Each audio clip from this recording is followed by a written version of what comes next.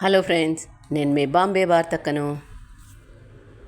Banana milk shake ఎలా తయారు చేద్దామో చూద్దాం రండి. బాగా పండిన అరటిపండ్లు 2,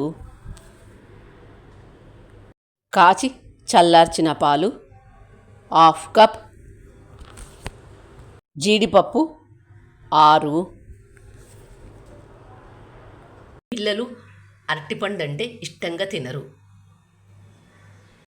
పిల్లలు అరటిపండు అంటే ఇష్టపడరు. కానీ ఇలా పాలు, అరటిపండు, డ్రై ఫ్రూట్స్ అన్నీ వేసి జ్యూస్ చేసి ఇచ్చినట్లయితే పిల్లలు ఇష్టంగా తాగుతారు, ఆరోగ్యంగా కూడా ఉంటారు. వర్షాకాలంలో అరటిపళ్ళు ఎక్కువగా దొరుకుతాయి కాబట్టి పిల్లలు, పెద్దలు అందరూ ఇలా మిల్క్ షేక్ చేసుకొని తాగినట్లయితే బాగుంటుంది. జూన్ నెలలో పిల్లలకు స్కూల్ రీఓపెన్ అవుతుంది కాబట్టి ఇలా మిల్క్ షేక్ చేసి ఇచ్చినట్లయితే ఇష్టంగా తాగుతారు. ఇలా మిల్క్ షేక్ చేసి ఇవ్వడం వల్ల పిల్లలు ఆరోగ్యంగా కూడా ఉంటారు, రోజంతా ఎనర్జీగా కూడా ఉంటారు. బాగా పండిన అరటిపండ్లను 2 తీసుకొని వీటికుండో తొక్కు తీసివేసి మిక్సీ జార్లోకి వేసుకోవాలి. కాచి చల్లార్చిన పాలు 1/2 కప్ తీసుకొని మిక్సీ జార్లోకి తీసుకోవాలి. ఫ్రూట్స్లో చక్కెర వేసుకోవద్దు, ఎందుకంటే ఆరోగ్యం బాగుండాలి అంటే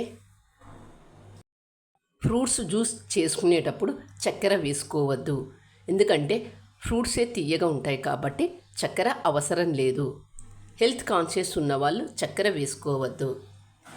చక్కెర వేసుకోవాలనుకుంటే మిక్సీ చేసుకునేటప్పుడే 2 టేబుల్ స్పూన్స్ చక్కెర వేసుకొని మిక్సీ చేసుకోండి ఇష్టమైన వాళ్ళు.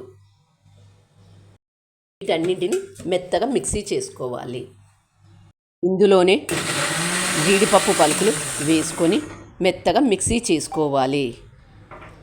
మిక్సీ చేసుకున్న జ్యూసును ఇలా ఒక గ్లాస్లోకి సర్వ్ చేసుకొని తాగినట్లయితే బాగుంటుంది. డ్రై ఫ్రూట్స్ వేసుకొని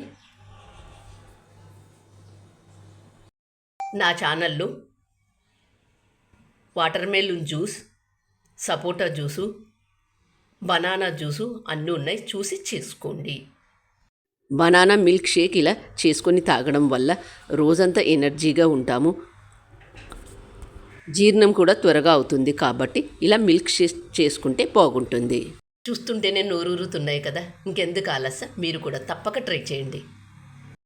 మీకు ఎలా అనిపించిందో నాకు కామెంట్ చేసి చెప్పండి. For watching.